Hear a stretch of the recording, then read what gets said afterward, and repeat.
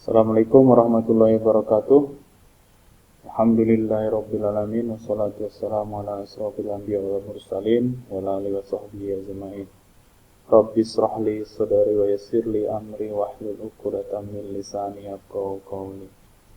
Allahumma shalli ala sayyidina Muhammad wa ala ali sayyidina Muhammad.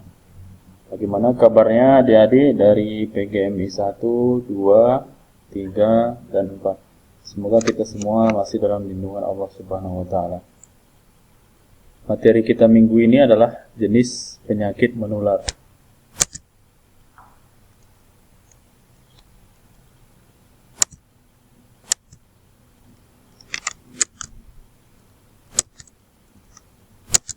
Secara definisi, penyakit menular adalah organisme virus, bakteri, jamur, dan parasit.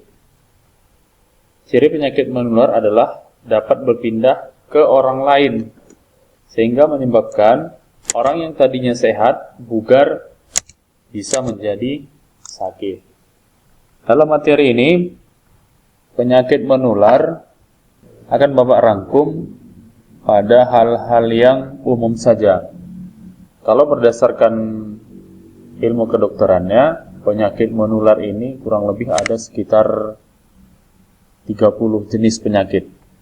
Jadi dalam materi ini akan Bapak rangkum penyakit-penyakit menular yang umum saja, kurang lebih ada 8 penyakit. Pertama adalah yang lagi mewabah saat ini adalah coronavirus ataupun COVID-19. Coronavirus pertama kali ditemukan di kota Wuhan, Cina, pada akhir Desember tahun 2019.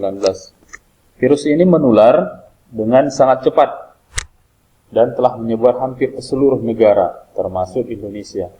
Coronavirus adalah kumpulan virus yang bisa menginfeksi sistem pernapasan. Pada banyak kasus, virus ini hanya menyebabkan infeksi pernapasan ringan, seperti flu. Namun, virus ini juga bisa menyebabkan infeksi pernapasan berat, seperti infeksi paru-paru.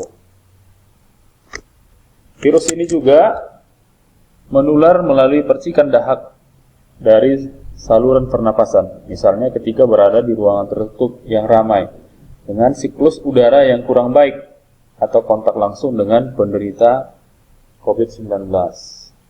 Ciri-ciri umum yang tertular coronavirus antara lain adalah demam dengan suhu tubuh di atas 38 derajat Celcius, batuk kering, sesak nafas, diare, sakit kepala, konjungtivitas, hilangnya rasa kemampuan mengecap rasa, hilangnya kemampuan untuk mencium, dan terakhir adalah raung di kulit. Langkah-langkah dalam menghindari coronavirus adalah terapkan physical distancing, yaitu menjaga jarak minimal 1 meter dari orang yang lain. Kedua, menggunakan masker saat beraktivitas di tempat-tempat umum, ataupun waktu kita ke kampus itu kalau bisa memakai masker. Rutin mencuci tangan dengan air yang mengalir, serta menggunakan sabun ataupun hand sanitizer dengan alkohol minimal 60%. Hindari untuk menyentuh mata, mulut, hidung sebelum kita mencuci tangan. Meningkatkan daya tahan tubuh dengan cara berolahraga. Menghindari kontak dengan penderita COVID-19 yang dicurigai positif. Terus yang terakhir adalah jaga kebersihan benda yang sering disentuh dan kebersihan lingkungan, termasuk kebersihan di kos kita masing-masing. Berikutnya adalah influenza. Influenza atau yang lebih umum dikenal dengan flu adalah penyakit menular yang paling umum diderita oleh orang-orang di sekitar kita. Influenza ini disebabkan oleh virus, yaitu nama virusnya adalah virus influenza, yang setiap waktu bermutasi sehingga sistem imunitas tubuh sulit mendeteksi virus yang satu ini. Karena sulitnya sistem imun tubuh mendeteksi virus influenza, maka tubuh cenderung lebih mudah terkena flu. Bahkan tubuh dapat berapa kali terkena flu dalam waktu yang berdekatan.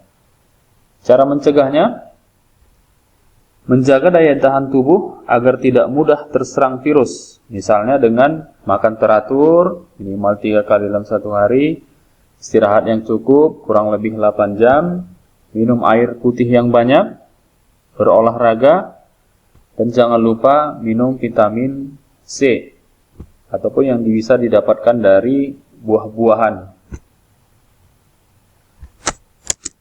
Terus, yang berikutnya, tuberkulosis atau TBC.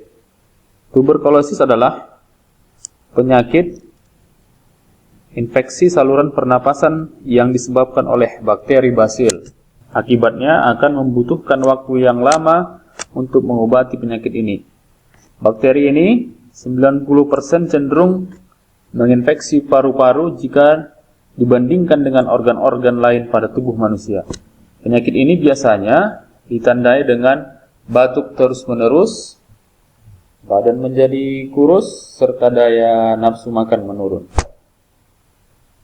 Cara mencegahnya, mengurangi kontak dengan penderita TBC aktif, menggunakan masker dengan melindungi pernapasan, serta hindari pengguna barang pribadi yang bergantian dengan penderita TBC, dan pemberian vaksin BCG. Ini biasanya waktu diberikan waktu balita. Menjaga pola hidup yang baik dengan asupan makanan yang bergizi dan olahraga teratur. Oke, berikutnya adalah cacar air. Cacar air adalah penyakit yang disebabkan oleh infeksi virus Varicella zoster yang menimbulkan bintik-bintik kemerahan di kulit yang menggelembung maupun tidak. Nanti bisa melepuh dan terasa sangat gatal sekali. Berikut ini adalah contoh-contohnya. Masa inkubasi virus penyebab cacar air ini kurang lebih sekitar 2-3 minggu. Gejala awalnya biasanya ditandai dengan naiknya suhu tubuh dan kulit mulai kemerah-merahan. Cara mencegahnya adalah melakukan vaksin cacar air, menjaga kebersihan diri sendiri, pakaian, lingkungan kita, mengkonsumsi makanan bergizi, dan menghindari sumber penularan cacar air. Berikutnya adalah tifus. Tifus adalah penyakit infeksi pada usus halus yang disebabkan oleh bakteri Salmonella. Biasanya ditandai dengan demam yang suhu naik secara bertahap hingga membuat penderita menggigil. Biasanya demamnya terjadi di malam hari, pagi harinya mereda, bisa jadi siangnya naik lagi. Gejala yang lain dapat berupa sakit kepala, sakit di bagian perut, denyut jantung meningkat, sampai kehilangan nafsu makan. Cara mencegah tertularnya penyakit tifus, pertama adalah memastikan kebersihan bahan makanan sebelum memasaknya. Mencuci tangan secara teratur, terutama sebelum dan setelah makan.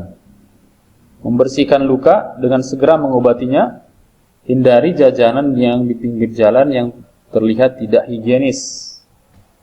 Terus menjaga daya tahan tubuh dengan melakukan olahraga. Berikutnya adalah hepatitis. Hepatitis adalah penyakit menular yang menyerang organ hati pada manusia. Ini berikut ini adalah contohnya, organ hati. Disebabkan oleh bakteri serta virus yang tidak bersih dengan lingkungan sekitar, sehingga menginfeksi hati dan terjadi peradangan. Kurang lebih ini dia. Terjadi peradangan, mungkin pembengkakan yang tidak seperti biasanya. Cara mencegah hepatitis, menjaga kebersihan makanan dan minuman yang masuk ke dalam tubuh. Hindari pertukaran cairan tubuh seperti ludah dan transfusi darah yang belum jelas apakah telah bebas penyakit atau tidak. Yang ketiga, hindari pemakaian barang pribadi bersama seperti pakaian, alat makan, sikat gigi dengan penderita hepatitis. Pastikan Anda menggunakan jarum baru ketika melakukan transfusi darah ataupun melakukan akupuntur. Oke, yang berikutnya adalah DBD. DBD adalah penyakit menular yang disebabkan oleh virus dengue. yang dibawa oleh nyamuk Aedes aegypti.